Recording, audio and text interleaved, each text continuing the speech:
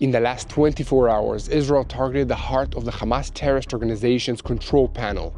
According to IDF assessments, this strike has successfully eliminated the commander of the military wing of Hamas, Mohammed Def, along with his deputy brigadier general, Rafah Salmach.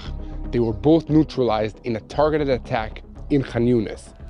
Meanwhile, the IDF attacked targets in 5 different areas in Lebanon, leading to the elimination of Abbas Qasem, a senior Hezbollah field commander.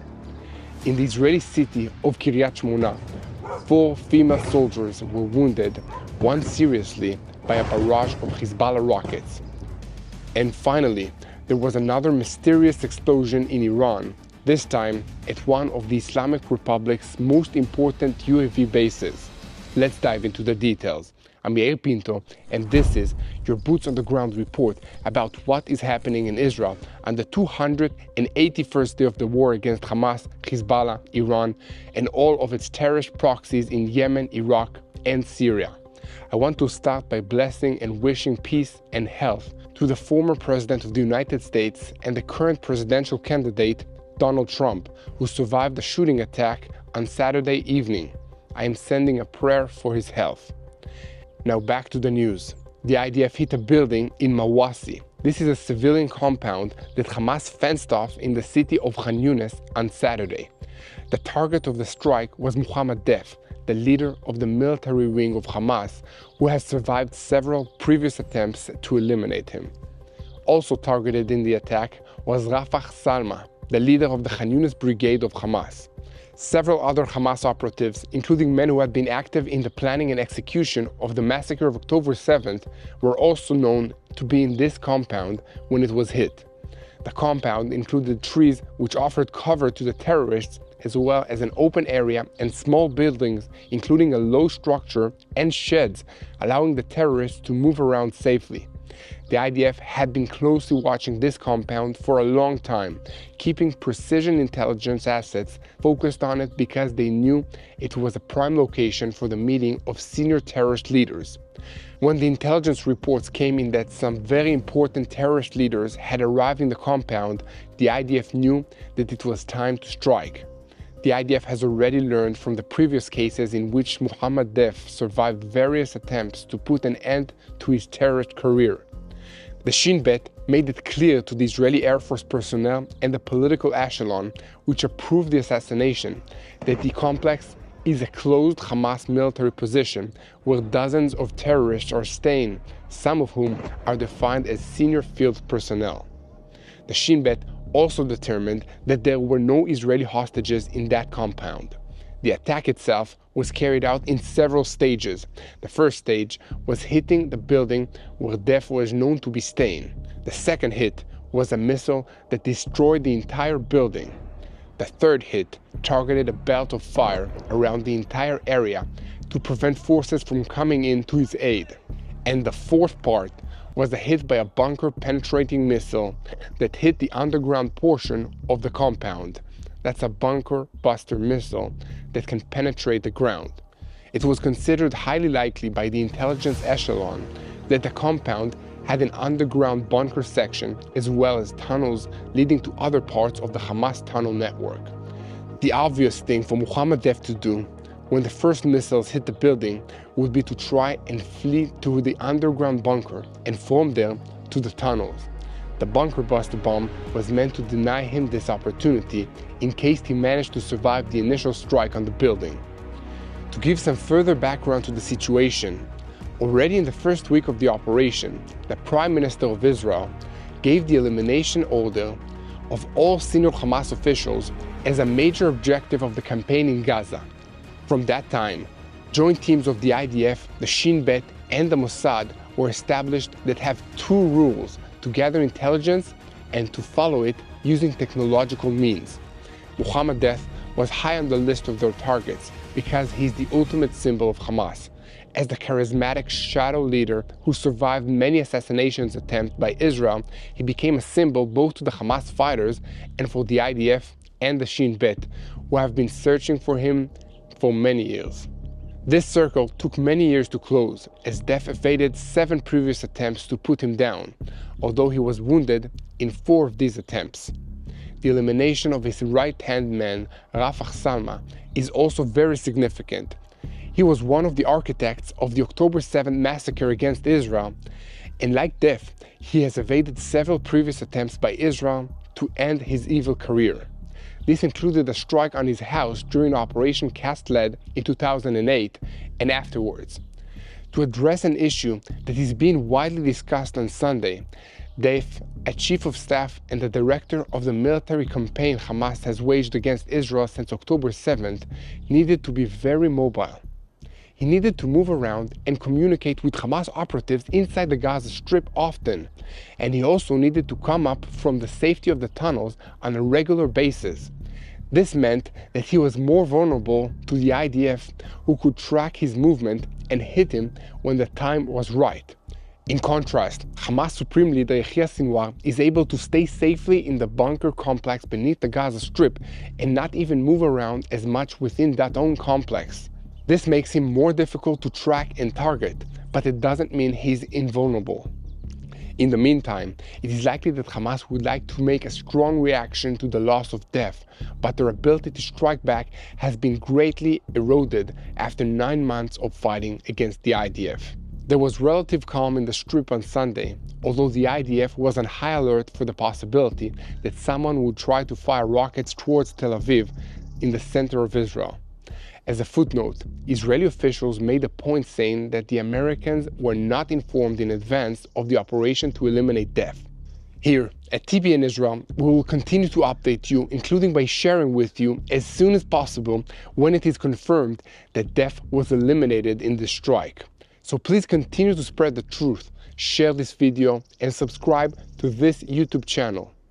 Guys, I'm constantly being asked by viewers and supporters how they can help Israel, and today I am proud to introduce an organization that really saves lives in Israel.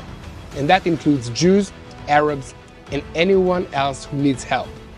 I'm talking about Magen David Adom, the medical first response organization that is on the front lines in the south, in the north, on the borders, and he was there also on the 7th of October. The volunteers of Magen David Adom are the first line of defense for anyone who is wounded or injured in a terrorist attack or a natural disaster. They are true heroes, standing up in the face of danger every day. Under the attack of rockets and fire from Hamas and Hezbollah, they move in to treat the wounded, even while under fire themselves, committed to reach every wounded person everywhere, providing life-saving treatment and protection. Magen David Adom is entirely funded by donors, and they need your help to pay for ambulances and medical equipment, training, and protective equipment for the brave volunteers and more. So please support them through the links that you see in the description of this video.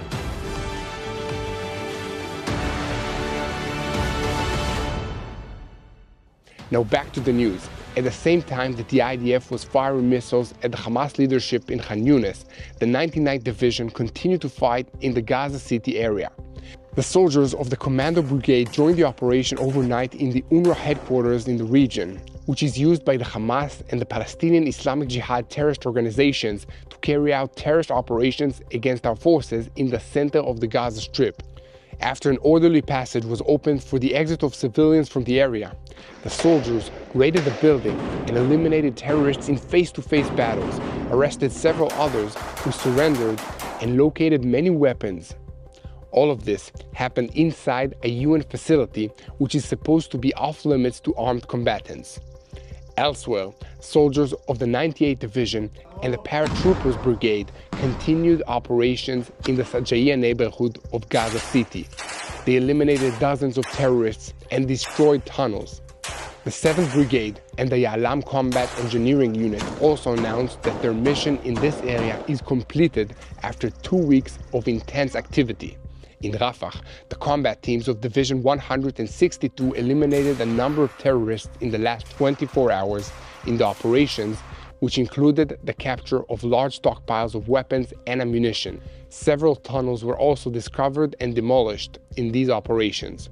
Soldiers from Division 143 and Unit 414 engaged in several battles with Hamas terrorists in the center of the Gaza Strip, resulting in the destruction of 8 tunnels and several underground bunkers filled with weapons and ammunition, as well as laptops and communication equipment. It must be mentioned that these tunnels are not just dusty holes in the ground meant to be passed through as quickly as possible. They include chambers for resting and eating and are furnished with plumbing facilities, electricity, and other infrastructure.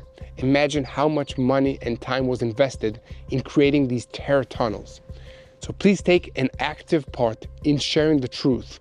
Look for the follow button and subscribe to this YouTube channel, and share our videos with anyone who wants to know what is happening in Israel, and pray for the situation. The fighting in the Gaza Strip now is different from the beginning of the war, and the world's media is finally beginning to notice. The New York Times newspaper, one of the most influential media portals in the United States, published a report over the weekend including a broad overview of Hamas's fighting method.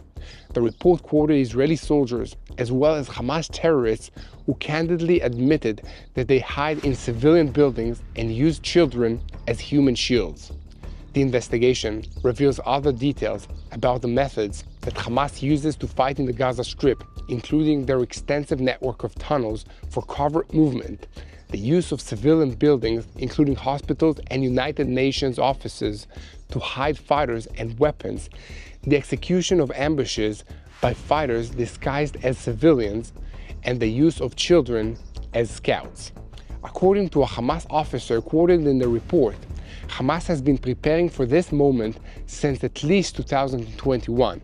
At that time, it began increasing the production of explosives and anti-tank missiles in preparation for a ground war, and began producing fewer long-range rockets, according to a Hamas officer. According to him, the Hamas commando fighters have also been trained to remain alert and focused during food and water shortages. As we know, Hamas makes a lot of use of houses and civilian infrastructure, including medical facilities, United Nations offices, and mosques. In order to signal to other terrorists in Hamas, they mark those places with secret signs outside the houses, such as red sheet hanging from a window or graffiti, to signal the imminent presence of mines, entrances to tunnels, or weapons depots. Hamas fighters and Israeli soldiers say that Hamas monitors Israeli locations using intelligence provided by civilian scouts. 5 Israeli soldiers said that these scouts include small children who stand on rooftops and relay information to commanders below. Hamas emerges from the ground for fleeting moments from the maze of tunnels, sometimes armed with anti-tank missiles stored in the tunnel, and this in order to hit the soldiers and quickly return to their underground fortress. Above all, the report highlighted that Hamas tries to drag out the war as much as possible, even at the cost of the civilian lives of the Gaza Strip, in order to embroil Israel in the battle of attrition and increase international criticism of the Jewish state. However, the IDF continues to dismantle the cowardly Hamas army, whose main goal is simply to survive and continue fighting without any regard to the lives of the Gazan civilian population. Switching our focus to the battle in the north, in the last 24 hours, the IDF attacked several positions belonging to the Iranian-backed Hezbollah terrorist organization in southern Lebanon. This included an attack which resulted in the elimination of Field Commander Abbas Qassem, as well as a rocket launcher in the Rav Atalatin region that fired at Kiryat Shmona earlier on Saturday, and another 4 launch sites deep in Lebanon. Also in the last 24 hours, the IDF announced that it attacked a central headquarters of the Syrian army. The Syrian Ministry of Defense said that 1 person was neutralized and 3 others were wounded in an Israeli airstrike.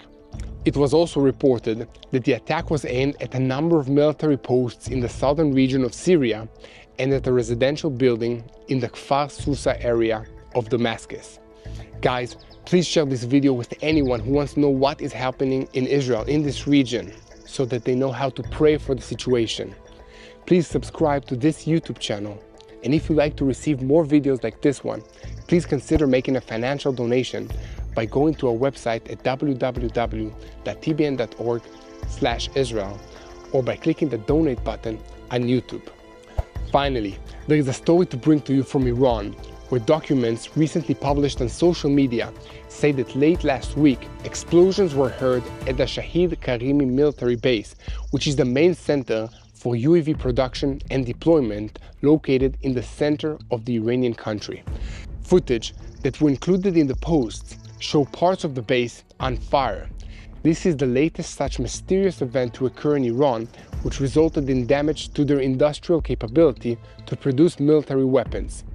Here at TBN Israel, we will continue to keep an eye on events in Iran to bring you the latest information so you can pray for the situation. Please, today more than ever, I want to ask you to join us in prayer. Pray for the peace of the IDF soldiers. Pray hard for the peace of Israel.